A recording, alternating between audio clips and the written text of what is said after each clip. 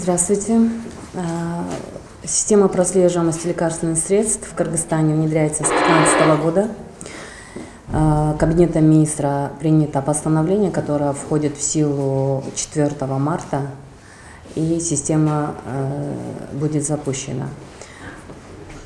Эта система внедряется в целях исключения обращения контрабандной и контрафактной продукции, регулирования цен на лекарственные средства.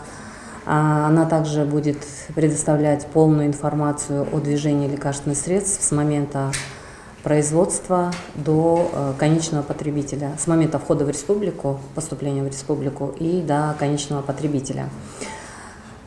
Также система позволит предотвращать продажу отозванных с рынка лекарственных средств с истекшим сроком годности. Также в системе будет полная информация о том, в каких больницах, аптеках и на каких дистрибьюторских складах, в каком количестве находится какое лекарство. Эта информация поможет управлять, планировать, управлять запасами, перераспределять лекарственные средства. Также в системе предусмотрены мобильное приложение для населения. Население сможет посредством считывания QR-кода на лекарственном средстве получать информацию об легальности этого лекарства. Если истек срок, либо оно отозвано, то система предотвратит продажу такого лекарства. На данный момент нами проведены уже работы. Определенное количество участников рынка подключено к системе, и некоторое количество лекарственных средств уже введено в систему, в связи с тем, что до этого времени не было запрета на ввоз немаркированных лекарственных средств. Запрет на ввоз лекарственных средств без QR-кода будет введен начиная с 4 марта, и в страну начнут поступать лекарственные средства с QR-кодами, которые будут вводиться в систему.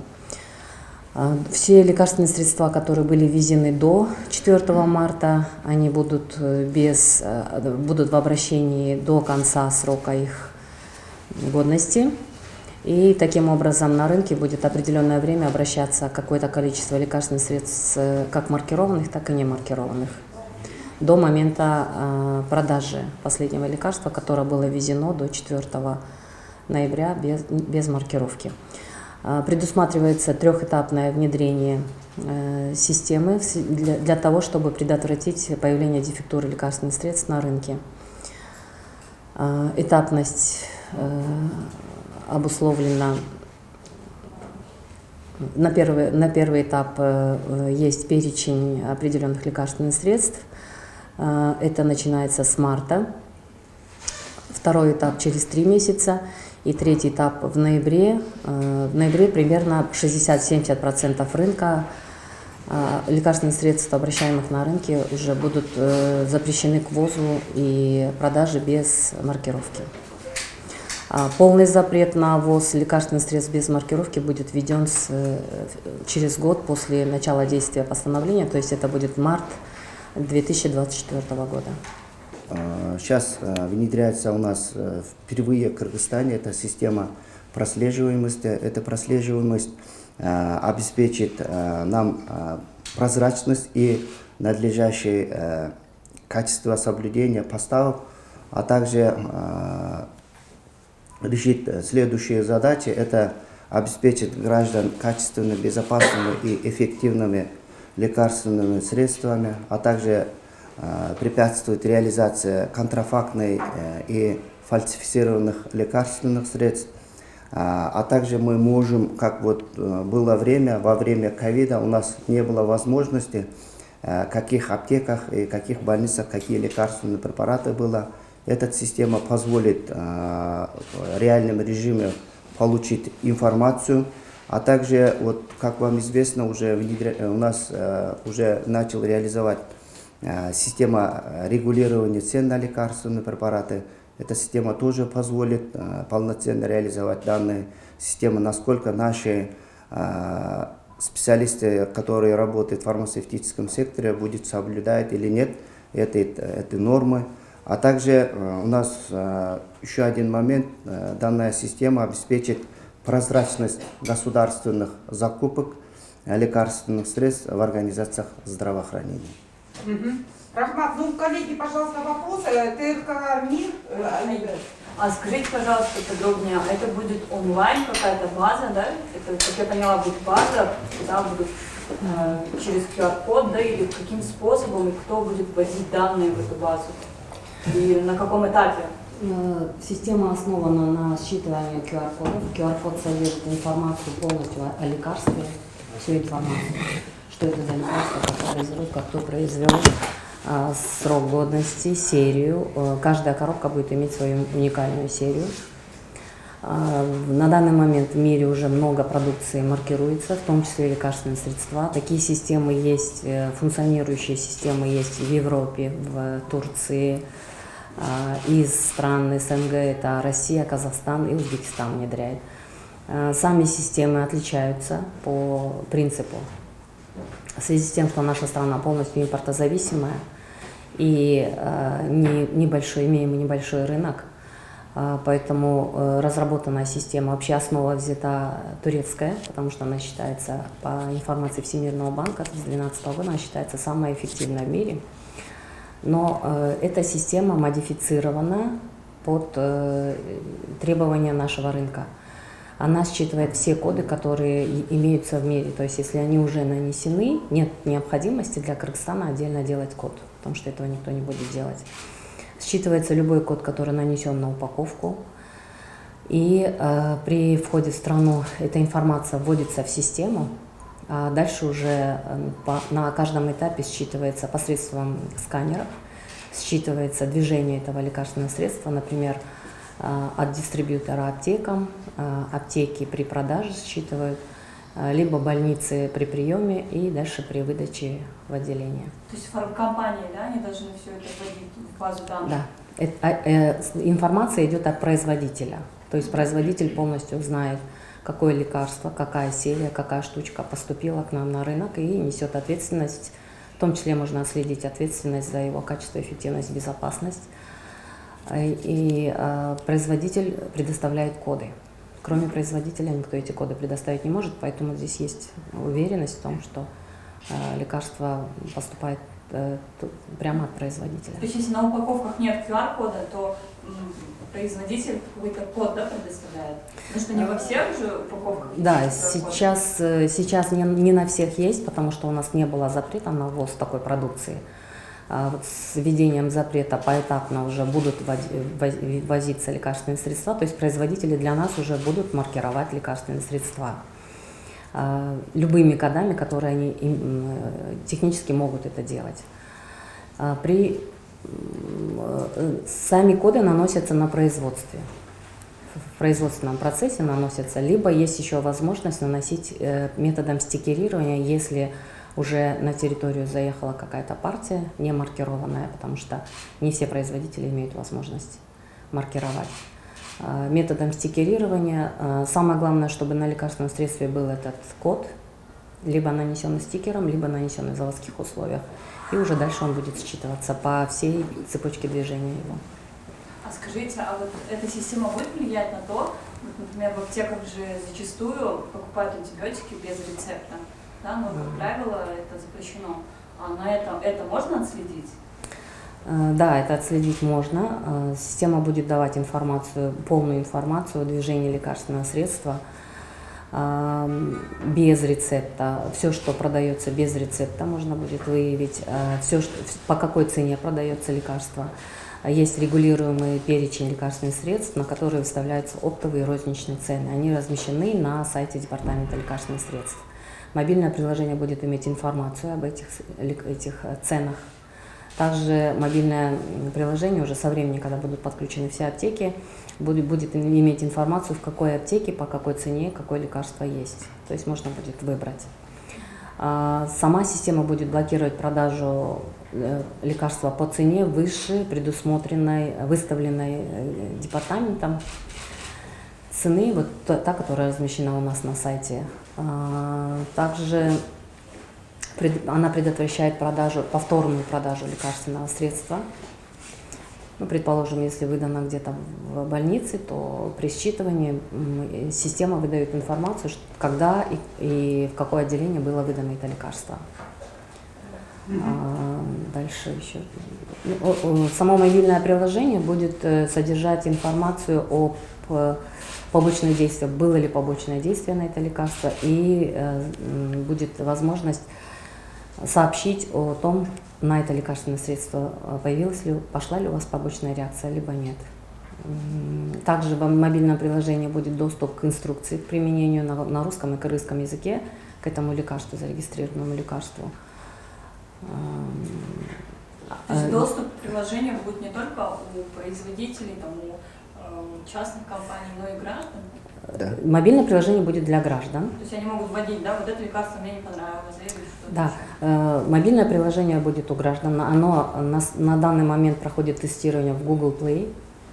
Можно будет его скачать, как закончится тестирование, оно появится, можно будет его скачать и при покупке лекарственного средства сканировать код. В мобильное приложение выйдет информация о том, как поступило лекарство на рынок. То есть оно официальным путем поступило или нет, было ли побочное действие, по какой цене. Ну, это мобильное приложение, еще один инструмент, который будет стимулировать, применять, использовать систему, то есть не продавать помимо системы. То есть население само тоже будет заинтересовано в том, чтобы получать качественные лекарственные средства. Также предусмотрено для отдаленных районов мобильное приложение для самих аптек, потому что не все имеют сканеры, особенно в отдаленных районах. Мобильное приложение с мобильным интернетом для продажи, для считывания QR-кода при продаже в аптеках. То есть предусмотрено и подключение отдаленных районов тоже. Сама система сделана достаточно легким, незатратным, ресурсно незатратным методом, потому что необходимость в инфраструктуре – это только наличие сканеров в больницах, в аптеках и у дистрибьюторов. И это веб-версия. При наличии логин-пароля у каждого участника он может подключиться и использовать ее. Экипресс. Вот вы сказали, что 4 марта уже вступит в силу, да, вот постановление Кабмина, и хотелось бы узнать, что на данный момент работает уже, то есть каким будет следующий шаг? На данный момент у нас проведены предварительные подготовительные работы к первому этапу. Часть больниц подключена, и часть дистрибьюторов и аптек подключена. А определенное количество, достаточно большое количество лекарственных средств уже находится в системе.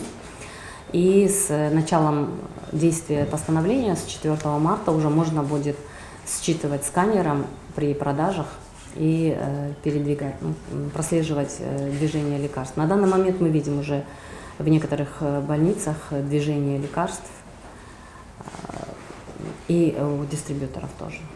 Каким образом видите движение лекарств? Сколько лекарственных средств и каких введено, например, у Немана, и в каких аптеках, и в каких больницах. Те больницы, которые мы подключили, еще пока не все подключили, есть такая информация. Вот вы упомянули о том, что система поможет регулировать цены на лекарства, да? Вот каким образом? Как кыргызстанцы могут посмотреть, да, вот разницу цен на лекарства? В мобильном приложении будет информация о цене на лекарственные средства. Также система будет предотвращать продажу лекарственных средств по цене, которая выше указанной на регулируемые препараты, выше указанной цены. То есть автоматически система уже не даст продать выше. На данный момент у нас есть само регулирование цен введено, цены выставлены, но ресурсов не хватает для того, чтобы проверять, вести мониторинг в аптеках, по какой цене какое лекарство продается.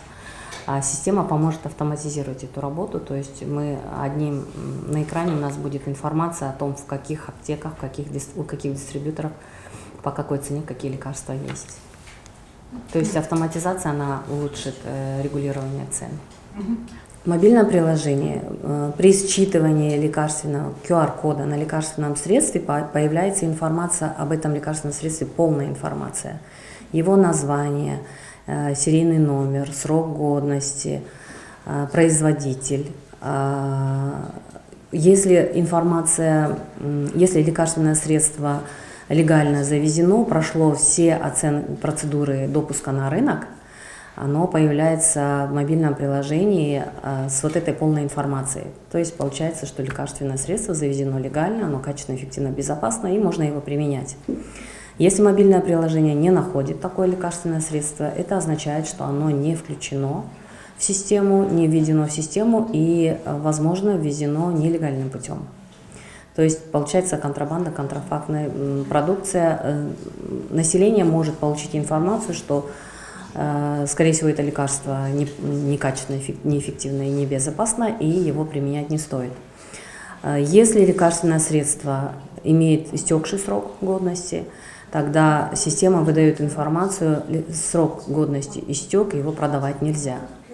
То есть население получает информацию об этом, и аптека не сможет продать. Также бывают случаи, когда по каким-то причинам лекарственное средство отозвано с рынка. Побочные действия, либо какие-то случаи бывают.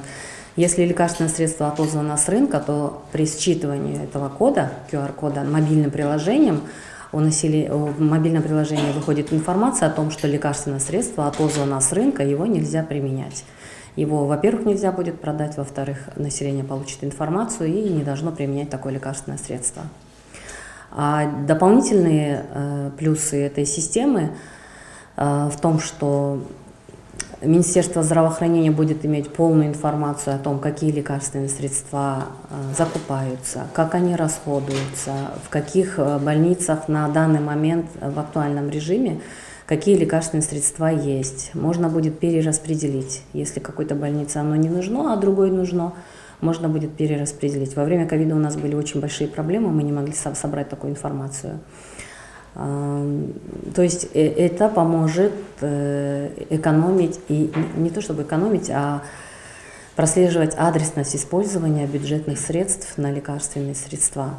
Также будет интеграция, планируется интеграция этой системы с таможней, она уже интегрирована. Идут работы по интеграции с налоговой службой. То есть, получается, администрирование налогов тоже будет, эта система будет помогать, способствовать администрированию налогов в автоматическом режиме.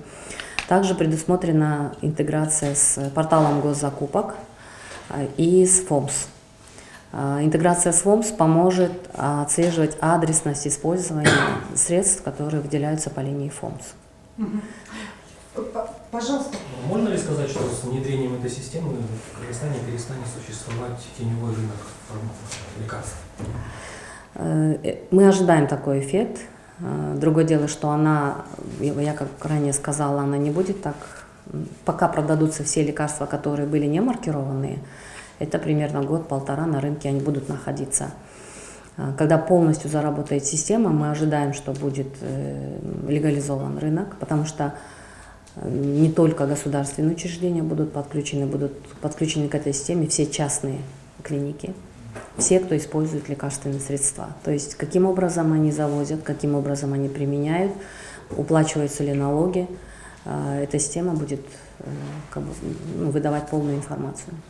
Вот одно из преимуществ этой системы то, что население будет получать более дешевые лекарства.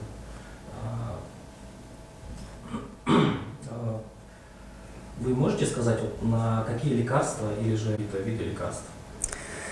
Сейчас около 15% рынка регулируется, цены регулируются, и мониторинг показал такую информацию, что от 7 до 17% на некоторые лекарственные средства уже пошло снижение. Другое дело, что мониторинг проводить очень сложно без автоматизации. 4 человека у нас работают, это невозможно обойти все аптеки страны. Планируется где-то с апреля месяца около 50% рынка охватить ценорегулирование. То есть выйдет новое постановление, после которого уже 50% рынка лекарственных средств будет подлежать регулированию. Но все 100% регулировать это очень как бы риски есть возникновения дефектуры на рынке. Пока 50% с апреля месяца, и мы ожидаем, что система поможет, именно будет инструментом, который поможет в мониторинге, регулировании, автоматизации регулирования цен. И еще одно преимущество этой системы, то что лекарственные средства вообще имеют международное непатентованное наименование и торговые наименования. Одно международное непатентованное наименование может иметь много торговых наименований. У каждого торгового наименования свои цены. В мобильном приложении и планируется, следующим этапом планируется введение электронного рецепта.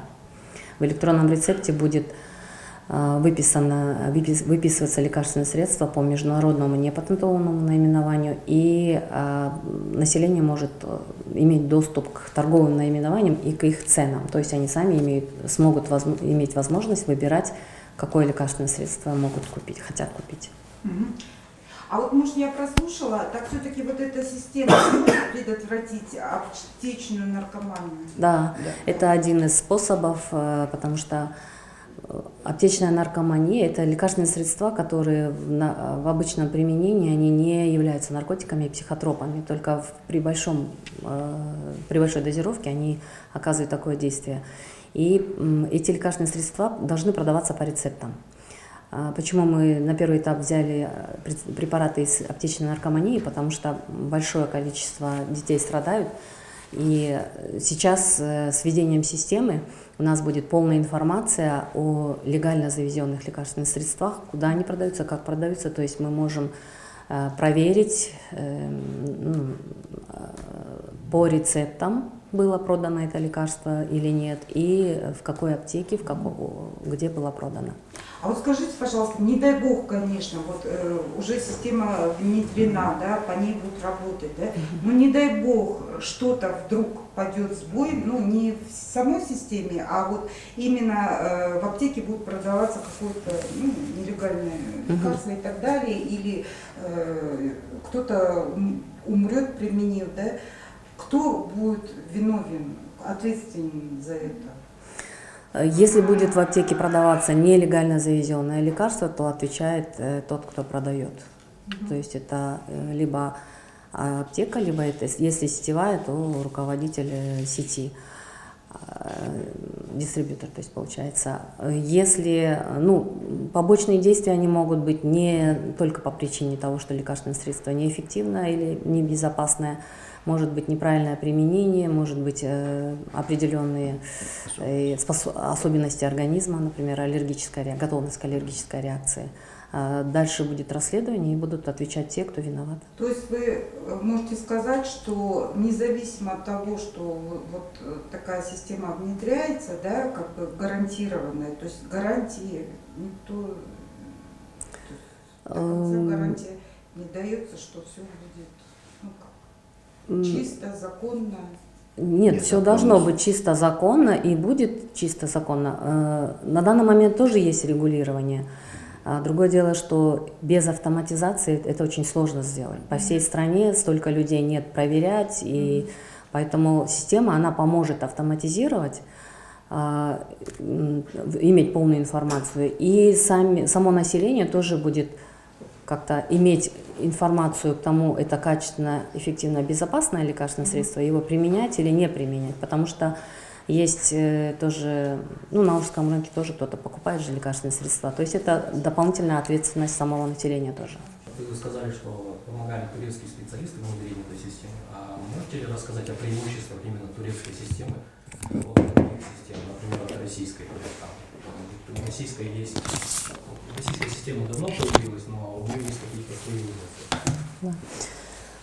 Турецкая система 16 лет уже существует в Турции, она эффективно работает в Турции, и она считается наиболее полной функционирующей системой в мире. Она использует те коды в формате европейском формате коды. То есть сами коды не продаются, выдается только формат, в котором должен быть нанесен код. то есть законодательно утвержден этот формат, и нанесенные коды считываются. Отличие российской системы в том, что она с 2016 года внедряется. Отличие в том, что там сами форматы кодов отличаются. Есть криптохвост, и коды выдаются за деньги, продаются. Для нашего рынка мы посчитали, что это будет неприемлемым, потому что, во-первых, может дефектура лекарств возникнуть. Если какой-то производитель, рынок наш маленький, какой-то производитель посчитает, что это не интересно для него, он не захочет выпускать лекарственные средства для нашего рынка, во-первых. Во-вторых, эти расходы лягут на цену лекарств. Поэтому мы изучили все системы и выбрали турецкую, но наша система, кыргызская система, она даже отличается от турецкой, потому что наша система считывает все коды, которые имеются в мире. Турецкая система считывает только один код. В этом отношении наша система считается уникальной в мире. Такой больше нет. Мы можем ее экспортировать потом, эту систему? Да, можем экспортировать. Вообще уже очень много стран интересуются нашей системой, потому что в ходе переговоров производители очень довольны. Поэтому мы ожидаем, что внедрение системы будет наиболее безболезненным и менее затратным. Казахские коллеги приезжали, ознакомливались с нашей системой, тоже заинтересовались. В Казахстане она внедряется по российскому варианту, но уже 3 года никак она не может внедриться. Там есть сложности. Наша система, она сфокусирована на прослеживаемости, а те системы сфокусированы на выдаче за деньги кодов. Немножко разные подходы. Мы ожидаем помощи в регулировании рынка, в регулировании бюджетных средств, то есть контроле, а там на поступление денежных средств от выдачи кодов больше ориентировано. Белорусские коллеги тоже хотят приехать, ознакомиться с системой. Можно будет экспортировать. В этом отношении как бы гордость наша. Эта система, она же должна быть в копии с электронными рецептами. Вот в Кыргызстане, когда мы можем сказать, что у нас вот эта система электронных рецептов будет введена и окончательно? Электронные рецепты у нас на 3-м этапе предусмотрены, туда необходимы дополнительные средства. Эта система должна начать внедряться после определенного периода, когда сама прослеживаемость уже, какие-то вещи будут сделаны. Вот после запуска системы, как мы ее запустили, и уже до этого времени ведется поиск денежных средств на электронные рецепты. После того, как будет введен электронный рецепт, уже можно считать, что прям до каждого потребителя можно будет иметь информацию, что в больнице, что в аптеке, о том, кому продано лекарственное средство.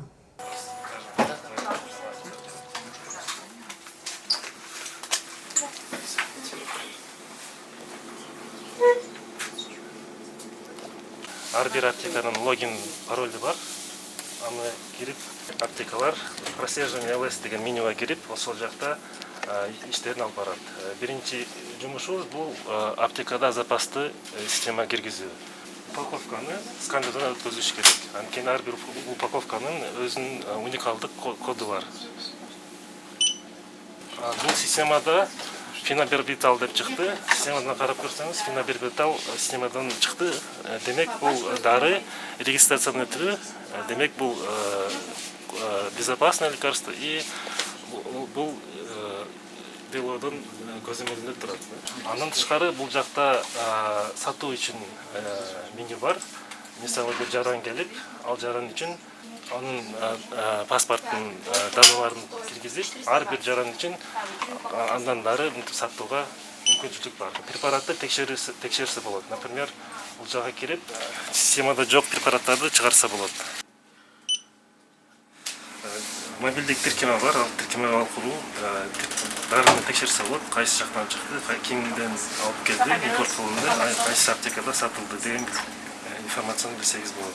Ал үчүн мобилдик тиркемени жүктөп, ушул жака QR кодду сканировать деген басып баскандан кийин эме информация чыгат. Анан тышкары эгер дары системадан чыкпай калса, бул демек дары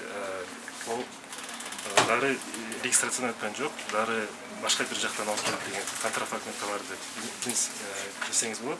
Бирок системадан чыкса, бул системадан көрсөңүз мындай информация чыгат. Бул дары ДЛОдон регистрация болгон.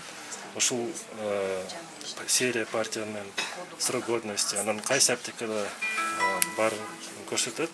Ошол жакта анан бул безопасный лекарство деп жазылуу да чыгат да. Демек